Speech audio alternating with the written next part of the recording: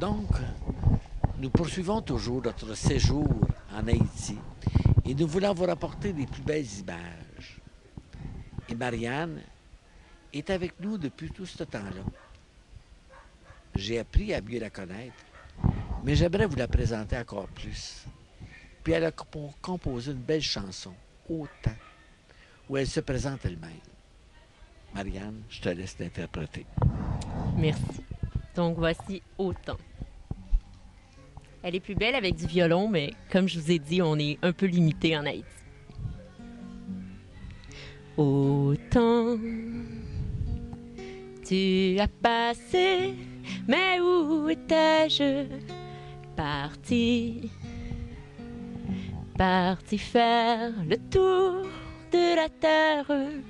Tu vois, ce soir, je voudrais te dire je t'aime et demander pardon pour celle que j'ai été.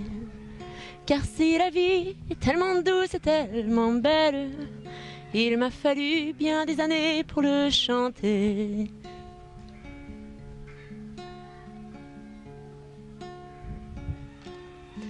Et toi, qui m'as fait couler tant de larmes, tu vois,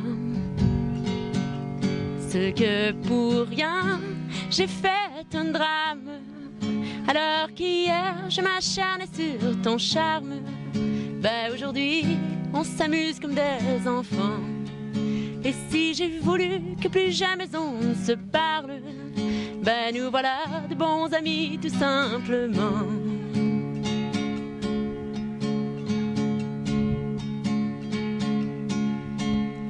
Et toi,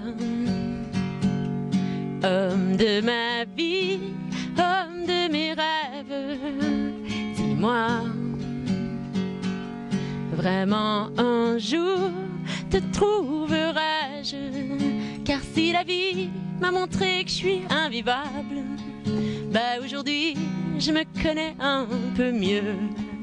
Et si j'adore ma liberté, mes voyages, j'aimerais bien tout de même un jour vivre à deux.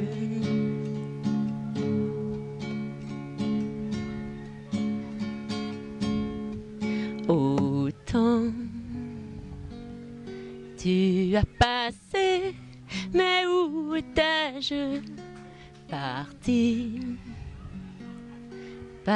faire le tour de mes rêves.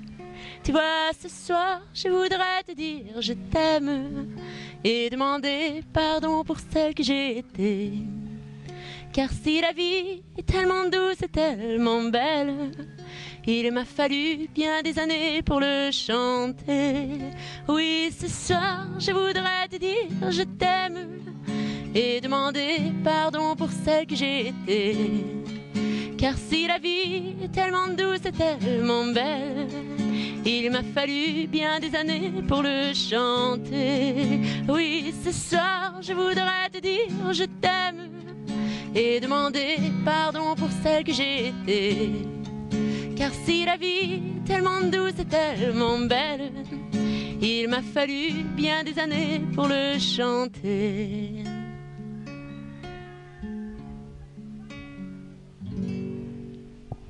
Oui, Marianne, tu dis, la vie est tellement douce et tellement belle qu'il m'a fallu bien des années pour le chanter. Et puis tu parles dans tes chansons de liberté, de voyage. Alors, ta vie a commencé où, toi?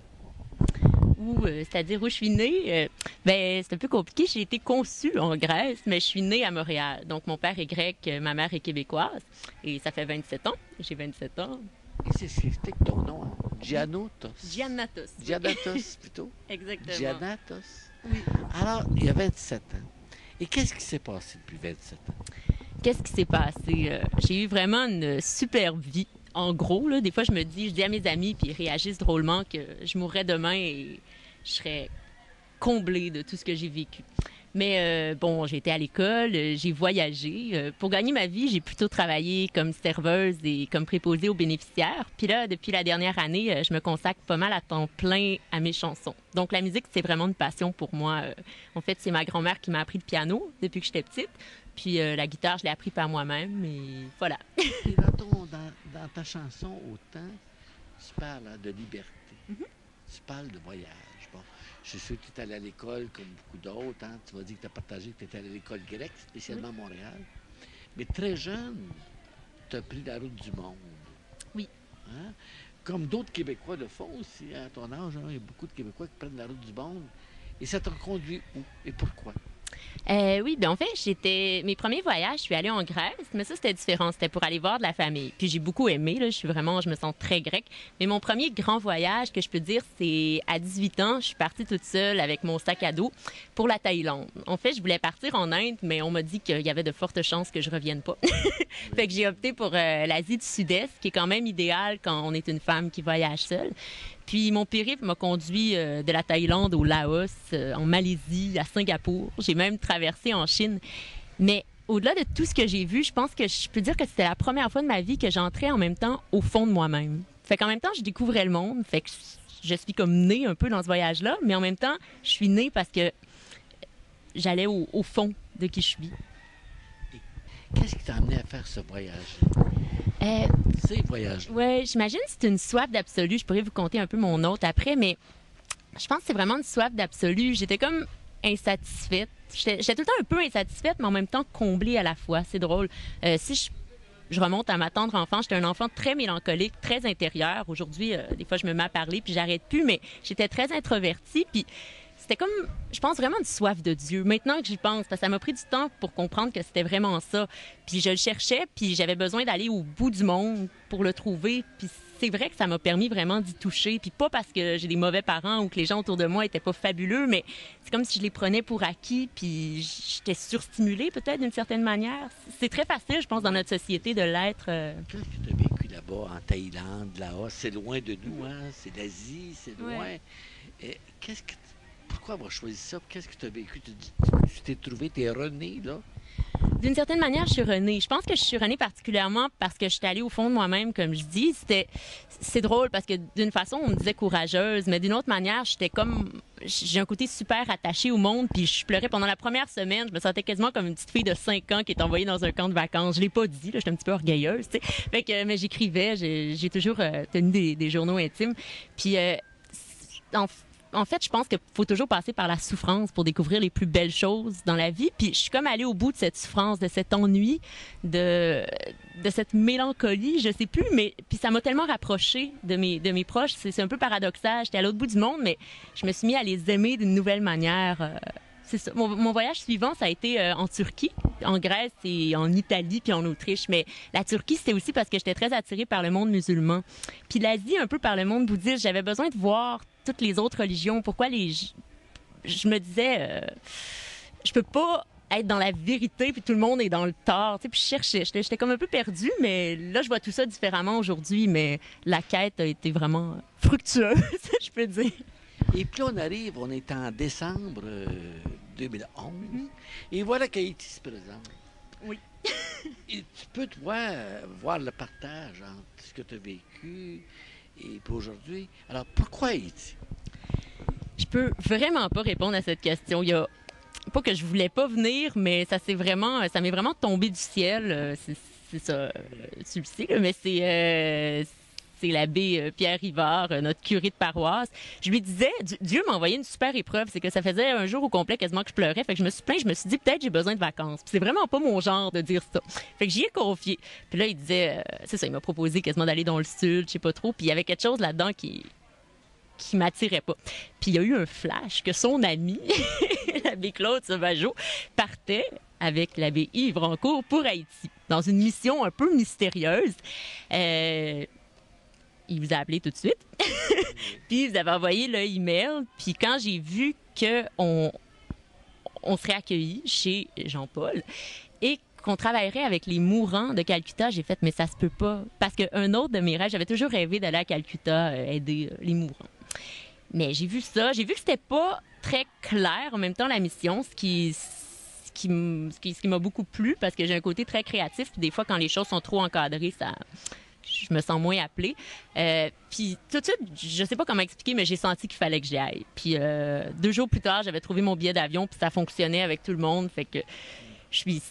mais c'est mon premier voyage missionnaire, que je peux dire. De notre côté, on peut dire que pour l'abbé Yves et moi, c'est tout aussi mystérieux. Oui.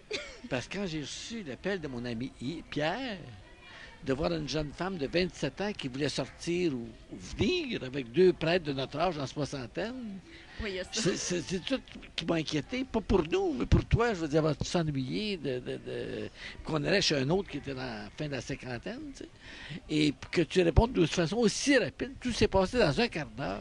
Effectivement. À savoir que Pierre m'a appelé. Moi, j'ai un peu surpris. Je t'ai envoyé des emails pour que tu dises je n'invite pas dans un piège. Là. C'est vraiment ça la réalité que je ne connais pas moi-même. Yves a répondu au bout de la ligne, il était là. Yves a appelé Jean-Paul en Haïti. Tout était réglé dans un quart d'heure. Oui. Je pense que c'était vraiment providentiel parce que effectivement, c'était à n'y rien comprendre. C'est vrai que ça m'a pas du tout bloqué, le fait que c'était avec 2 prêtres et un homme plutôt âgé, là, mais non, je sais pas. Et puis au contraire, on s'est découvert dans cette Oui. expérience. Bon, et maintenant, ton expérience d'Haïti, j'aimerais ça que tu nous parles de ta première impression, ne serait-ce que physique, en sortant de l'avion. Oui.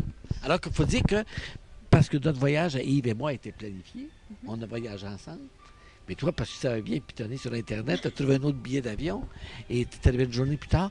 Alors, c'est quoi ton premier saisi d'Haïti? Honnêtement, comme j'ai dit, j'ai voyagé beaucoup. J'ai jamais été aussi dépaysée en sortant d'un avion. Premièrement, on est habitué de sortir des avions aujourd'hui en 2011 puis d'arriver dans des petits couloirs puis directement dans l'aéroport. Là, tout de suite, on a débarqué à l'extérieur. Premièrement, il y avait la chaleur que j'ai vraiment trouvée accablante. Je savais pas si j'allais survivre. Puis de voir cet aéroport, ça avait pas l'air d'un aéroport. C'était comme un garage. Je me sentais sur une autre planète, dans un autre monde. Je m'attendais à ce que ça soit différent. D'une certaine manière, je peux dire même que j'avais pas d'attente. J'ai vraiment tout mis ça entre les mains de Dieu. Mais aussi dévasté, aussi pauvre, je m'y attendais pas. Faut vraiment le voir et le vivre.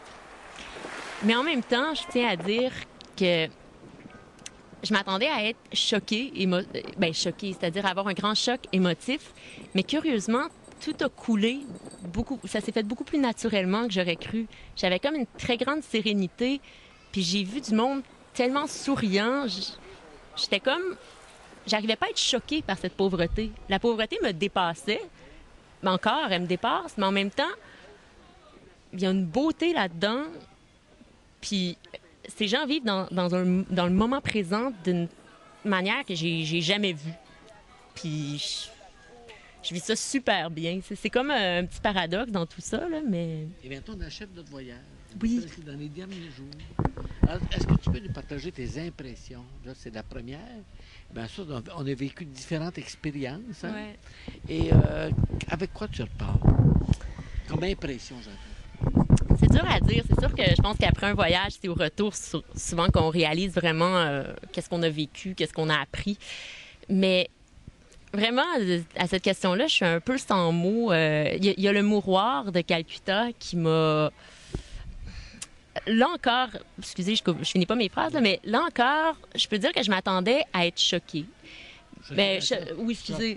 Dans le sens d'un choc émotionnel, à être vraiment ébranlée d'une certaine manière. Mais c'est sûr, peut-être le fait d'avoir travaillé comme préposé aux bénéficiaires dans des résidences à Montréal, peut-être que ça a été une genre de préparation, que Dieu m'a préparée pour ça, d'une manière. Mais je suis rentrée, puis Jean-Paul, il dit ça souvent, c'est comme, je sentais que vraiment Jésus était là. Dieu était dans cette maison, puis pas que j'arrivais pas à avoir de la compassion, parce que la compassion, elle vient naturellement pour ces gens-là, mais en même temps, je me dis, j'ai tout à apprendre de ces gens-là. C'est comme si ils ont compris, ils ont tout à m'apprendre. Je repars peut-être avec l'idée que, d'une certaine manière, j'ai rien apporté. Pas rien apporté, mais ils m'ont apporté tellement plus. Haïti m'a apporté tellement plus que ce que j'ai pu donner. Puis en même temps, je sens que j'ai tellement donné, fait que c'est comme fabuleux, mais je sais plus, excusez. Et non, mais je comprends ce que tu viens de dire, hein, parce qu'on l'a vécu ensemble. Ouais. Et quand on parle de mouroir, hein, vous allez voir ou vous avez vu dans d'autres reportages qu'il s'agit de... Parce que Jean-Paul qui nous reçoit, qu'on a vu dans une émission précédente, hein, est situé tout près, ses voisins.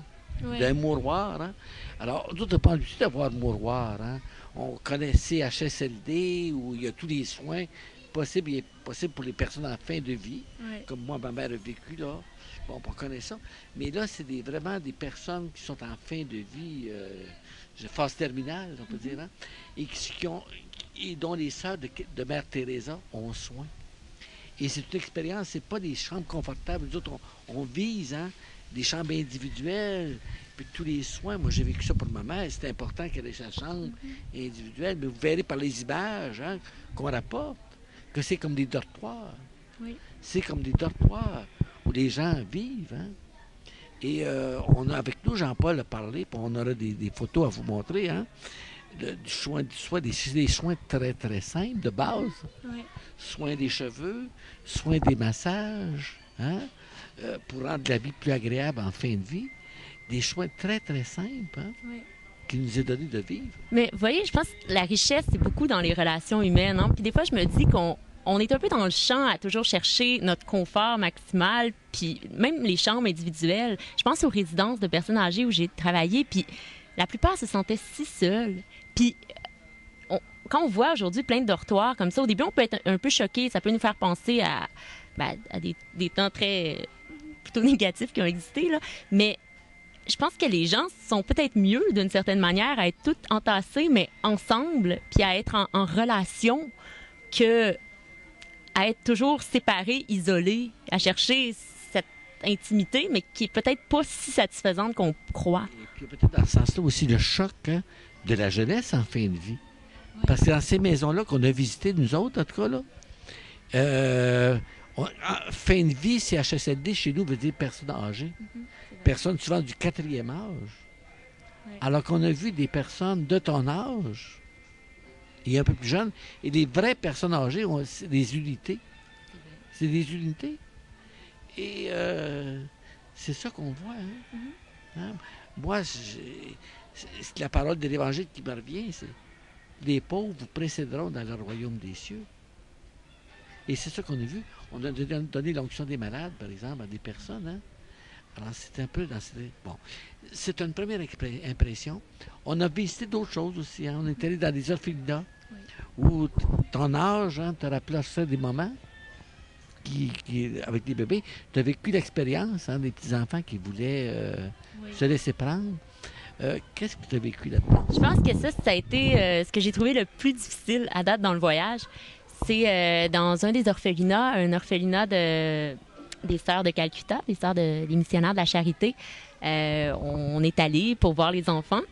Bon, on savait qu'on n'allait pas rester plusieurs jours, mais d'une manière, en rentrant, j'étais très surprise parce que j'ai jamais vu des bébés aussi affectueux, à rechercher l'affection. Ils voulaient tout être pris. J'avais jamais vu ça. C'était comme une soif d'amour, une soif d'affection. Jean-Paul, pourtant, nous avait prévenus, mais c'est sûr que le vivre, c'est toujours autre chose. Alors, sur le coup, oui, j'en prends un, j'en prends deux, c'est beau. Je me sentais comblée d'une certaine manière. Puis après, quand est venu le temps de partir, j'étais toute ébranlée. J'essayais de m'en aller, mais il s'accrochait à moi. Puis vraiment, il y a un des bébés, j'y ai quasiment pincé le doigt en partant, puis je me sentais vraiment égoïste là-dedans. Puis je sentais vraiment que je les abandonnais, puis ça m'a vraiment, sincèrement émue. Puis en même temps, j'ai réalisé mon impuissance. Pourtant, je le sais que c'est pas moi qui sauve personne, c'est vraiment Jésus qui peut nous utiliser, Dieu. Mais j'étais sans mots, c'était... Encore une fois, peut-être avec le temps, je vais réaliser plus qu'est-ce que j'ai vécu, mais ça m'a vraiment ému. Et puis, on peut dire, encore une fois, c'est l'œuvre des Sœurs de Mère Teresa. Hein? Oui. Et c'est aussi le témoignage de ces femmes-là. Et à ce moment-là, on peut parler aussi de tous les missionnaires canadiens.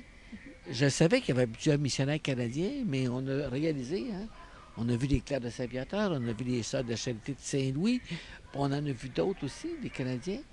Puis on a spécialement, c'est sûr, la coordination Sœurs de la Charité de Charité. Quel témoignage ces femmes qui donnent leur vie totalement. Qu'est-ce que ça laisse en toi? C'est inspirant. C'est super inspirant. J'ai le goût. Ça me donne le goût de plus en plus de me donner corps et âme. En même temps, je réalise de plus en plus qu'il ne faut pas se comparer. Des fois, j'avais cette soif de rentrer dans un couvent. Je me disais que se donner à Dieu, il faut nécessairement être sœur ou en tant que femme. Là, je crois que c'est pas à ça que je suis appelée, mais il faut que je le vive autrement. Il faut vraiment que je suive l'appel de Dieu. Mais ces femmes et ces hommes m'inspirent sincèrement, puis ils me donnent le goût de m'oublier toujours plus, puis de me laisser aller, de juste dire oui à Dieu, finalement. Là. C'est très... Des impressions. Oui. Peut-être une autre question plus générale. Nécessairement pour ne pas vivre à Port-au-Prince sans côtoyer le peuple, je dirais, ordinaire, là, dans le centre-ville, ce qui est le Haïti, le Port-au-Prince de maintenant, après le séisme, ce qu'on a pu voir, hein, passer dans le centre-ville, là, alors que tout est plein de magasins ou puis magasins, il faut s'entendre, hein, il n'y a rien de comparable à ce qu'on peut voir chez nous. Mais on va le voir aussi dans des images où on l'a déjà vu. C'est quoi ton impression de la ville de Port-au-Prince, des Haïtiens en tant que peuple, que citoyen? Ça bouge, c'est vraiment vivant. D'une manière, au début, il y a peut-être une résistance. Il y a tellement de poubelles, il y a des sangliers. Genre, t'as l'impression des fois qu'il y a des bouts de rue, c'est des dépotoirs. Mais en même temps, à travers ça, du monde plus souriant que j'ai jamais vu. Genre, tu leur fais un sourire, puis ils te répondent, puis... Fait qu'ils ont une joie intérieure, je pense. Ils sont tellement axés sur l'essentiel. Évidemment, il ne faut pas généraliser, là, mais le premier feeling, je pense, c'est ça. Mais oui, c'est super désorientant. Il faut vraiment laisser aller, je pense, puis pas juger. Là. Des fois, c'est pas évident, mais ça dépasse les mots. Entre autres, on a vu la fête de l'Immaculée Conception le 8 décembre. Ouais. Hein? J'aimerais ça que tu décrives ce qu'on a vu. Ah, c'était beau, le monde dansait. Premièrement, au début, j'avoue que j'étais un petit peu ébranlée en tant que peut-être un de mes héritages orthodoxes. Là. C'était pas très orthodoxe, peut-être, mais ça avait quasiment l'air d'un show de rap. Je me disais, ça peut pas être pour l'Immaculée Conception. Mais c'est quand j'ai vu, je pense, c'était des prêtres qui arrivaient puis qui bougeaient sur leur char, puis le monde était tellement content de les voir, puis ils bénissaient le monde, puis ils avaient l'air tellement heureux. C'est un peu vraiment festif. Là. C'est comme si souffrance et fête et joie... ça se côtoie, hein? C'est ça la vie aussi, il faut se l'avouer. Mais non, c'était vraiment beau et inspirant à voir. En conclusion, Marianne, qu'est-ce que tu peux tirer de cette expérience-ci? En quelques mots, c'est difficile. Hein?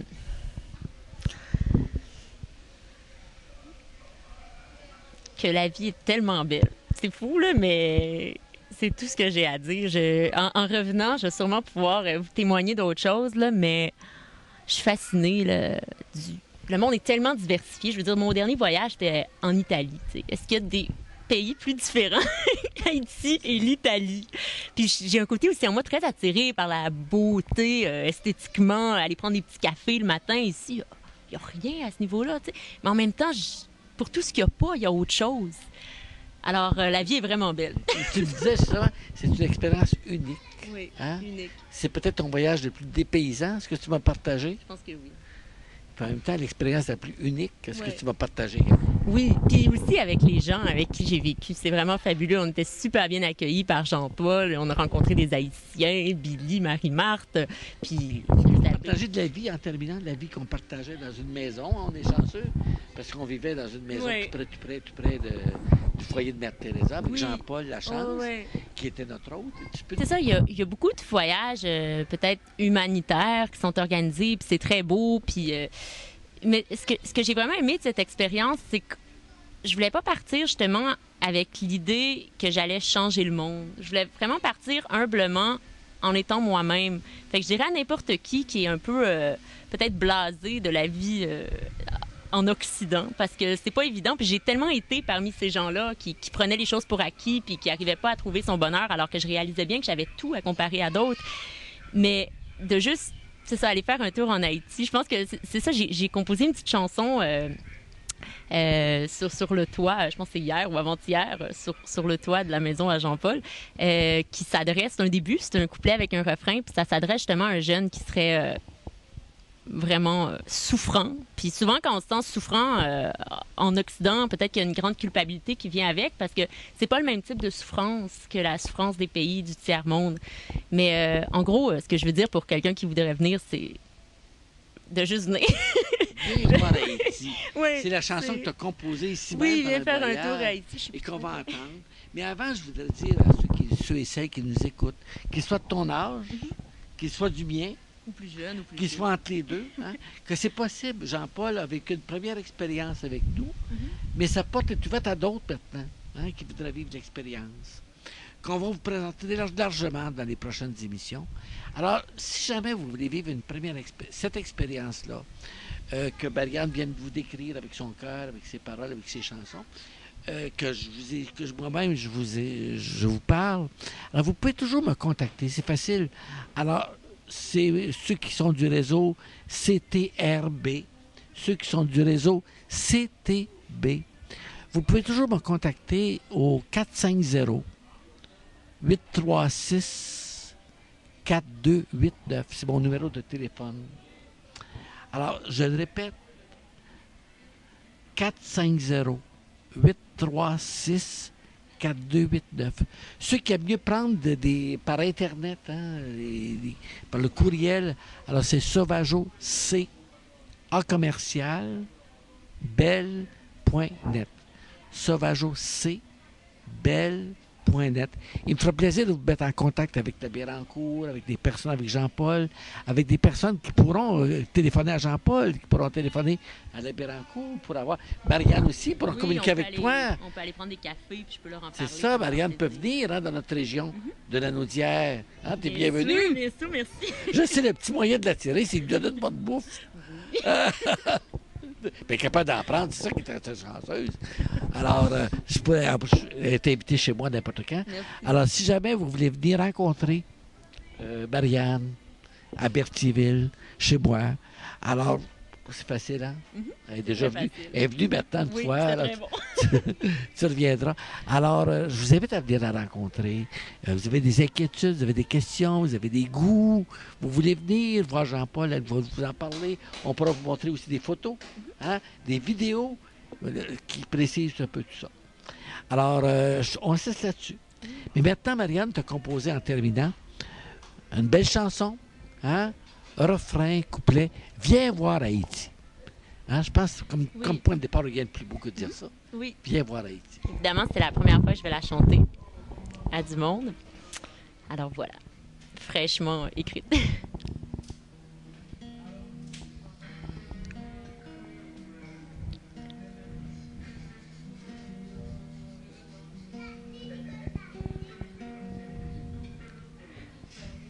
Tu ne sais pas ce qui t'arrive. Tu te sens seul, tu te sens vide. Tu sens que tu tombes à la dérive. Tu ne crois plus à la lumière. Tu as compris c'est quoi l'enfer. Tu songes même parfois au suicide. Moi je te dis qu'il y a un pays qui guérit tous les maux d'ici. Moi je te dis, il y a un pays qui te réapprendra à sourire. Moi je te dis, il y a un pays qui guérira le fond de ton cœur. Va faire un tour en Haïti. Va faire un tour en Haïti. Moi je te dis, il y a un pays qui guérit tous les maux d'ici. Moi je te dis qu'il y a un pays qui te réapprendra à sourire.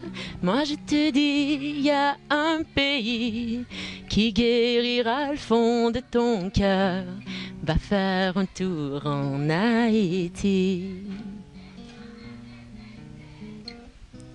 Va faire un tour en Haïti.